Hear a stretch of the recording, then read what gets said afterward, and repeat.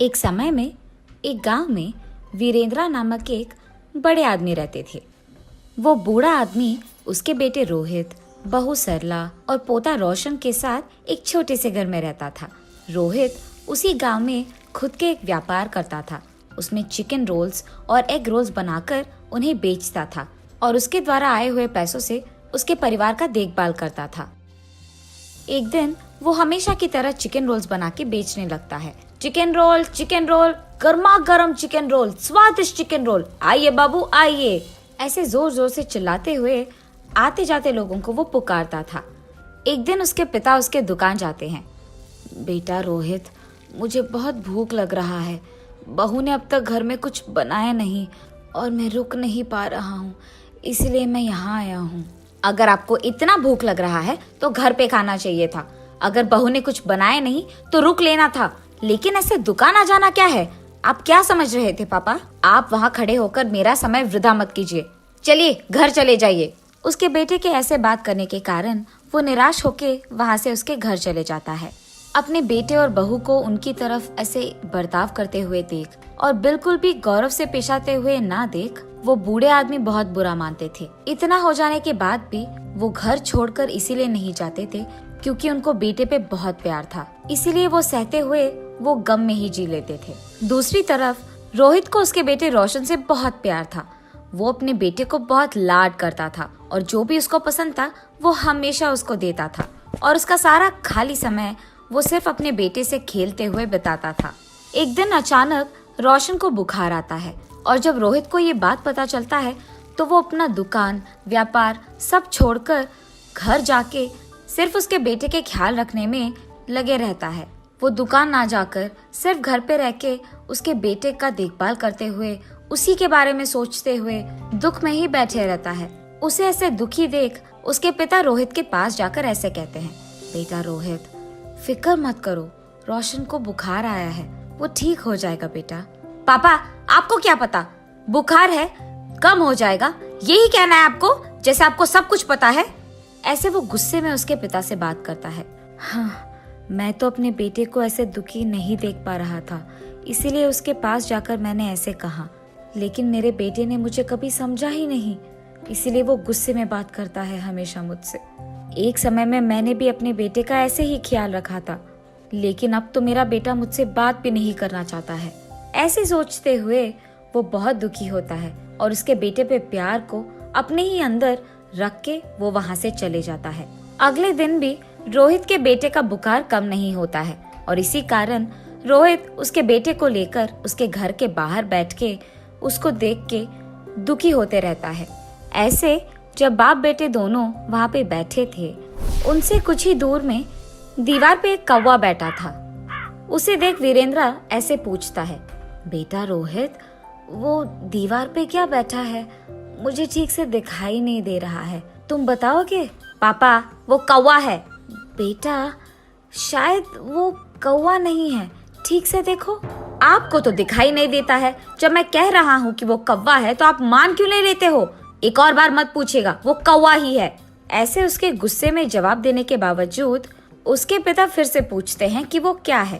पापा, आपको कितने बार बताऊं मैं, वो कौवा है, कौवा है, कौवा है। आपने अगर एक और बार पूछा तो अच्छा नहीं रहेगा। ऐसे वो और गुस्से में जवाब देकर उठकर वहाँ से चले जाता है। उसके बेटे को वहाँ से उठ के चले जाते हुए देख वो और भी दुखी होते हैं। ऐसे कुछ दिन बीत जाते हैं। एक दिन रोहित अपने बेटे को उठाकर खेलते हुए उसके घर के सामने रहता है और ठीक तभी उसके घर के दीवार पे एक कौवा आता है।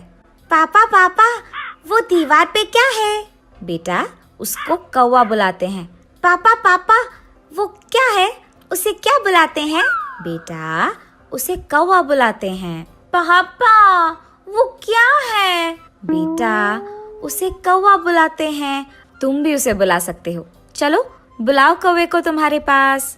ऐसे वो अपने बेटे को कौवे के बारे में सिखाते रहता है, लेकिन उसके बेटे को कुछ भी समझ न आने के कारण वो लगातार एक ही प्रश्न पूछता है कि वो क्या है और उसे क्या बुलाते हैं, और ऐसे 20 बार करता है।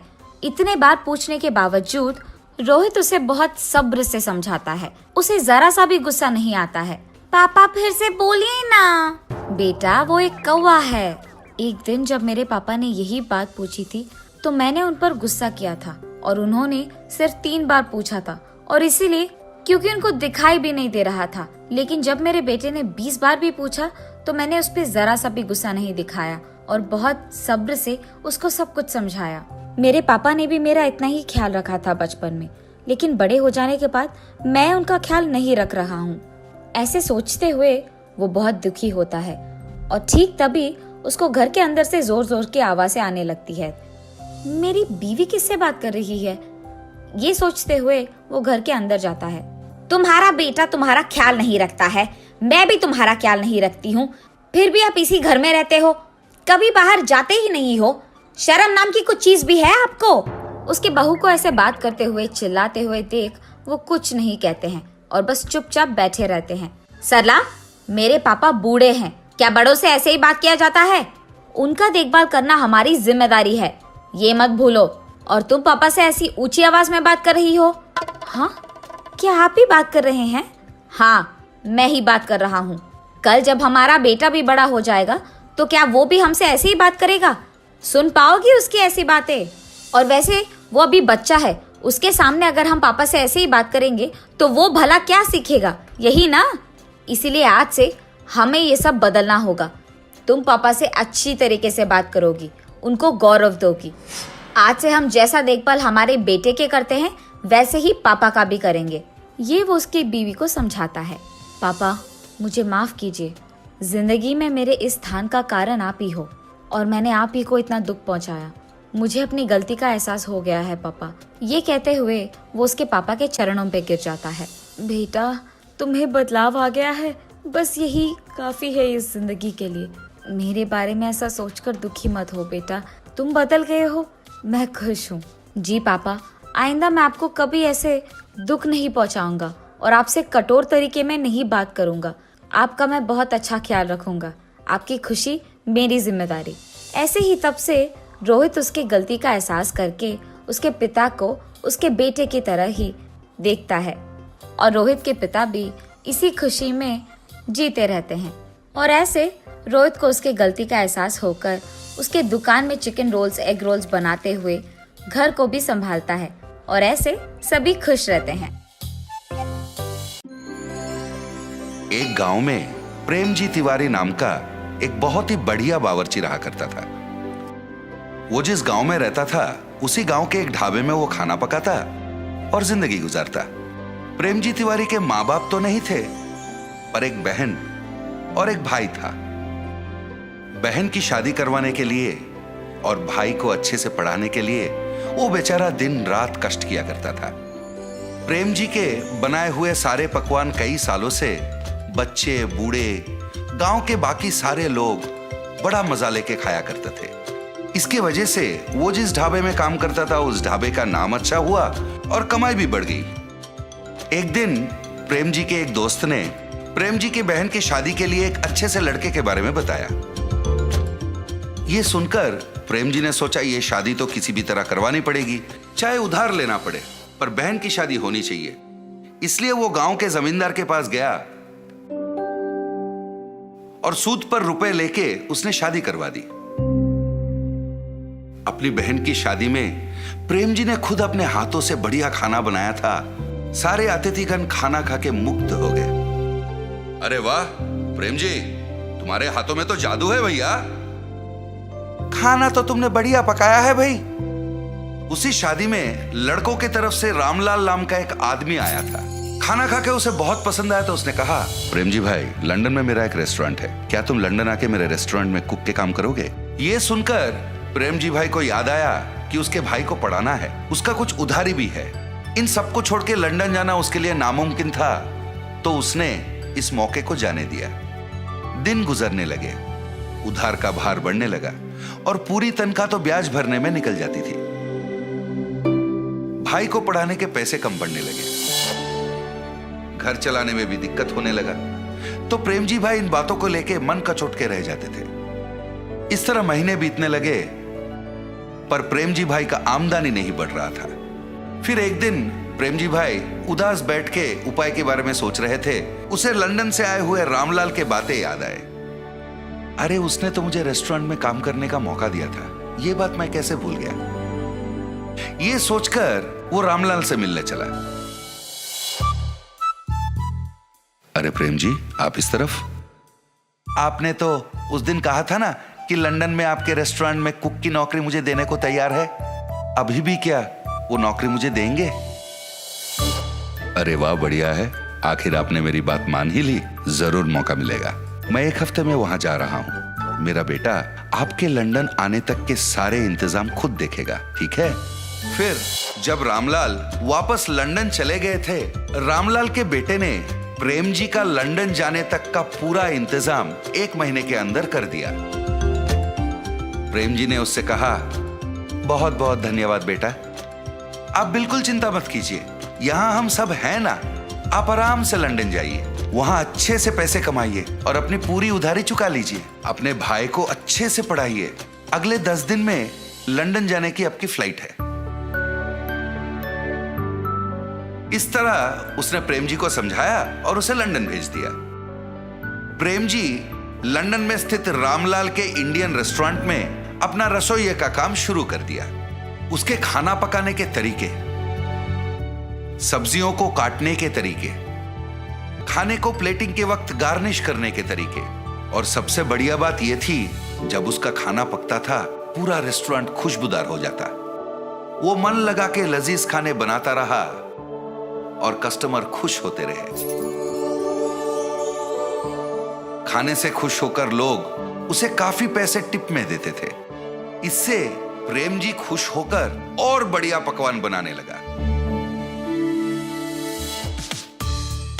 इधर महीने का तनख्वाह मिलता था और टिप की ऊपरी पैसे होने के कारण उसका आमदनी बढ़ गया। और जितने भी पैसे वो कमाता था, पूरे पैसे वो इंडिया भेज देता। फिर रामलाल के बेटे से बात करता और उनसे कहता कि उन पैसों से उसकी उधारी चुका दे और उसके भाई को बढ़िया सा कॉलेज वगैरह में भर्ती करके पढ़ाए। इस तरह 6 महीने बीत गए। इन 6 महीनों में उसने कई बार पूछा कि मेरे भाई से फोन पर बात करवा दे, पर कोई ना कोई कारण बोलकर रामलाल के बेटे उसे टाल देता तो प्रेम जी को संदेह होने लगा।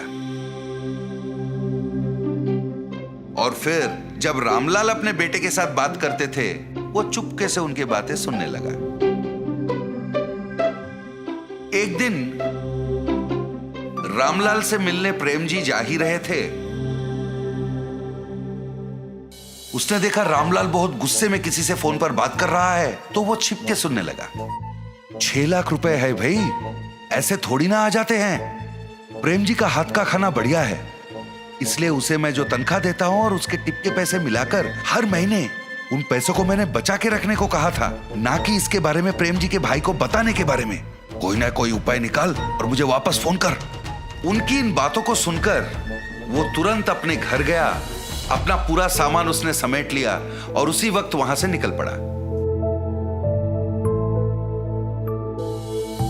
मैंने इन पे अंधविश्वास किया था और काम करने विदेश तक आ पहुंचा। 1 रुपए मेरा पैसा मैंने नहीं बचा, पूरा पैसा इनको सौंप दिया। पता नहीं उधर मेरे भाई और बहन किस हालत में हैं। पता नहीं मेरा सूद कितना बढ़ गया है। मुझे विश्वास नहीं हो रहा है कि अपने कुकर्मों के लिए इन लोगों ने मुझे वहां से यहां तक ले आया। वो बेचारा रास्ते के एक किनारे बैठकर दुखी हो रहा था। हे भगवान, अब तुम्हारा ही भरोसा है, तुम ही कोई रास्ता निकाल दो भगवान। वो बेचारा कुछ देर वहीं पर भगवान का स्मरण करते बैठा। अचानक से नील रंग के धुआं के बीच में से श्री कृष्ण पधारे। उन्होंने एक बालक का रूप धारण किया। फिर वहीं पर उन्होंने एक फूड स्टॉल को अपने माया से बनवाया और आके प्रेम जी के पास बैठ गए। अंकल, क्या ये फूड स्टॉल आपका है? मुझे बहुत भूख लग रहा है, कुछ पका के खिलाओगे? मैं पैसे भी दूंगा। वो आके प्रेम जी से बातें करने लगे, पर प्रेम जी को तो पता था वो फूड स्टॉल प्रेम जी का तो था ही नहीं। पर कहीं उस बालक को देखकर प्रेम जी को बिछड़ा हुआ अपना भाई याद आया। पता नहीं उसके मन में क्या हुआ। वो उठा और उस फूड स्टॉल की तरफ बढ़ गया। फिर वहां रखे हुए सारे चीजों को देख के सोचने लगा, इसके खाने के लिए क्या पकाऊं? प्रेम जी ने फिर अपनी नजर इधर उधर दौड़ाई तो उसने देखा खाने के कई चीज रखे हुए थे। अरे पता नहीं ये फूड स्टॉल है किसका? इतने सारे खाने की चीजों को यहाँ छोड़ के कहाँ चले गए? वो सोच में पड़ गया। इस तरह अचंभित होकर वो सोच रहा था, वहां खाना खाने दूसरे कस्टमर भी आना शुरू हो गए। प्रेम जी ने उस बालक के लिए बड़े प्यार से खाना पकाया।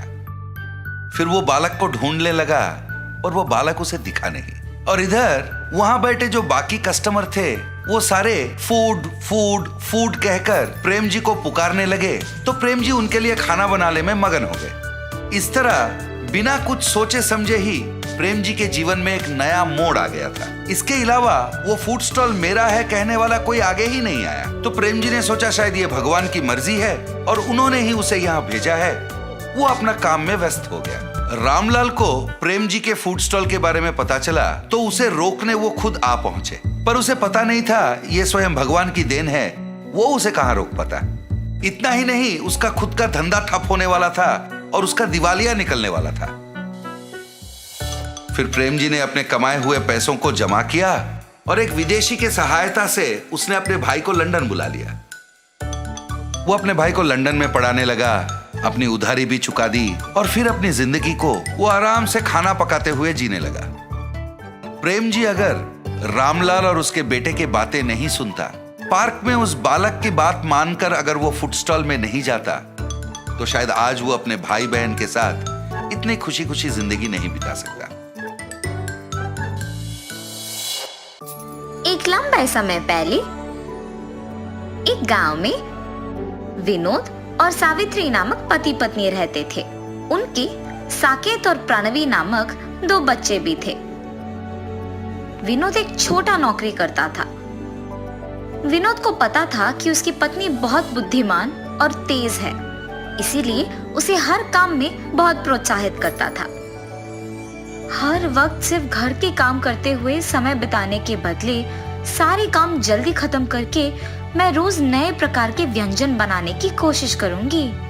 हाँ, तभी मैं एक ना एक दिन खुद का एक नाम कमा पाऊंगी। ऐसे हर रोज अखबार में, टीवी में अलग प्रकार के व्यंजनों को देख घर पे बनाने की कोशिश करती थी। एक दिन अखबार में मटका मटन बिरयानी का विधि पढ़ के उसके घर में सारे काम खत्म करके एक मटके को लेके उसे साफ करके मटन बिरयानी के लिए जरूरी सामग्री तैयार रख के मटन बिरयानी बनाती है। घर में मौजूद परिवार वालों को मटके में बिरयानी परोस के उसे स्वाद करने कहती है, ताकि वो ये जान सके कि उसका स्वाद कैसे है। उसके पति और बच्चे मटन बिरयानी का नाम सुनते ही उत्साहित होके खाना शुरू करते हैं। अखबार में जैसे दिया गया था वैसे ही बनाने पर मटन बिरयानी बहुत तीखा बनता है। माँ, मटन बिरयानी बहुत तीखा है, इसे खाना मुझसे नहीं होगा, ऐसे कह के चला जाता है। और उसके पीछे ही प्रणवी और उसके पति विनोद भी चले जाते हैं। अपने परिवार वालों का उसके हाथ का बिरयानी ना खा पाना उसे बहुत निराश करती है।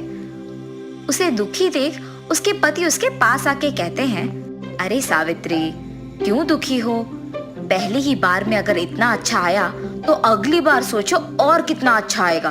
तुम निराश मत हो, एक और बार कोशिश करो, ऐसे उसके पति का कहना मानती है। मेरे दुखी होने की कोई जरूरत नहीं है, मुझे मटन बिरयानी वैसे भी अच्छे से बनाना आता है और इसीलिए मटके में भी अच्छा ही बनाऊंगी। कुछ दिन बाद सावित्री वापस मटके में मटन बिरयानी बनाती है। आज का मटन बिरयानी मैंने अखबार में दिए हुए विधि के प्रकार नहीं, बल्कि सभी सामग्री को सही मात्रा में डालकर बनाया है। ऐसे सोच के सभी को बुला के मटका मटन बिरयानी परोसती है। माँ, इस बार मटन बिरयानी बहुत ही स्वादिष्ट है। हाँ माँ, बहुत ही स्वादिष्ट। सही में बहुत ही स्वादिष्ट है सावित्री, तुम्हारे हाथों में तो जादू है, तुम्हें तो एक होटल लगाना चाहिए। उसके पति के बातें सुनकर उन्हीं के बारे में सोचती रहती है। मेरे पति के बातों के अनुसार ही अगर मैं एक होटल शुरू करूं तो घर के सारे काम करने के बाद वैसे भी मैं दिन भर खाली ही रहती हूँ। ये फैसला करके अपने पति के पास जाती है। सुनिए, आपकी बातों के बारे में मैंने बहुत सोचा है। मैंने फैसला किया है कि मैं एक होटल शुरू करूंगी। आजकल का कोई भी होटल वैसे भी मटके का बिरयानी नहीं बेच रहे हैं, इसीलिए मैं मटका बिरयानी बना के बेचना शुरू करूंगी। सावित्री, तुम सही बात कर रही हो। मुझे भी ऐसा कभी नहीं लगा कि मटके का बिरयानी भी इतना स्वादिष्ट हो सकता है। इतना ही नहीं, तुम्हारे जितना अच्छा तो और कोई नहीं बना सकेगा। ऐसे वो एक होटल शुरू करने के लिए सभी तैयार करती है। एक होटल शुरू करती है। उस होटल को मटका मटन बिरयानी का बोर्ड लगा के बिरयानी बेचना शुरू करती है। जब वो मटका मटन बिरयानी बनाती है तो वो सुगंध उस तरफ से जाते हुए सबको आकर्षित करता है और मुड़ के देखने पर उन्हें वो बोर्ड दिखाई देती है। मटका में बना हुआ बिरयानी? मैंने तो ये कभी नहीं सुना। मटके में तो पानी भरते हैं ना, बिरयानी भी बनाते हैं क्या? पता नहीं यार, लेकिन सुगंध तो इतना अच्छा आ रहा है कि अभी खाने का मन कर रहा है। ऐसे कह के उस होटल को जाते हैं। होटल को आए हुए ग्राहक को वो गर्मा गर्म बिरयानी देती रहती है। मटका मटन बिरयानी मतलब हमने कुछ और ही सोचा, पर ये तो बहुत ही स्वादिष्ट है। हाँ, मैंने भी इतना स्वादिष्ट बिरयानी अब तक नहीं खाया। हाँ यार, मटका मटन बिरयानी सच में बहुत स्वादिष्ट है। होटल को आए हुए सारे ग्राहक उसका अभिनंदन करते हैं। ऐसे सावित्री का शुरू किया मटका मटन बिरयानी होटल बहुत आगे बढ़ता है। उस गांव के जमींदार भी मटका मटन बिरयानी के बारे में सुनकर उनके घर में दावत के लिए वहीं से बिरयानी मंगवाते हैं। जमींदार की आज्ञा के प्रकार ही मटका मटन बिरयानी तैयार करके जमींदार के सेवक को देकर भिजवाती है। उस मटन बिरयानी को स्वाद करने के बाद उस दावत में सभी उसी बिरयानी के बारे में ही बात करते हैं। ऐसे उनका बनाया हुआ मटका मटन बिरयानी बहुत सारे गांव में इतना प्रसिद्ध होता है कि कोई भी दावत हो तो सभी सिर्फ वहां से मंगवाते हैं। ऐसे ही सावित्री उसके विचार के अनुसार खुद एक बहुत अच्छा नाम कमाती है और खुश रहती है। आज अगर मैं इतना बड़ा नाम कमा पाई हूँ तो वो सिर्फ मेरे पति के प्रोत्साहन की वजह से ही कर पाई हूँ। क्या हुआ सावित्री? बहुत समय से देख रहा हूँ, बहुत गहरी सोच में पड़ गई हो। आज अगर मैं इतनी खुश हूँ तो सिर्फ आप ही की वजह से। जब मैं निराश हुई तो आप ही ने मुझे प्रोत्साहित किया, आपने मुझे बहुत सहारा दिया। आज उसी की वजह से मैं इतना नाम कमा पाई हूँ। उसके बाद से विनोद अपना नौकरी छोड़ के होटल को संभालने लगता है। जो भी होटल से बिरयानी मंगवाता है उन्हें खुद मटन बिरयानी देता है और ऐसे वो दोनों खुशी से जीते हैं।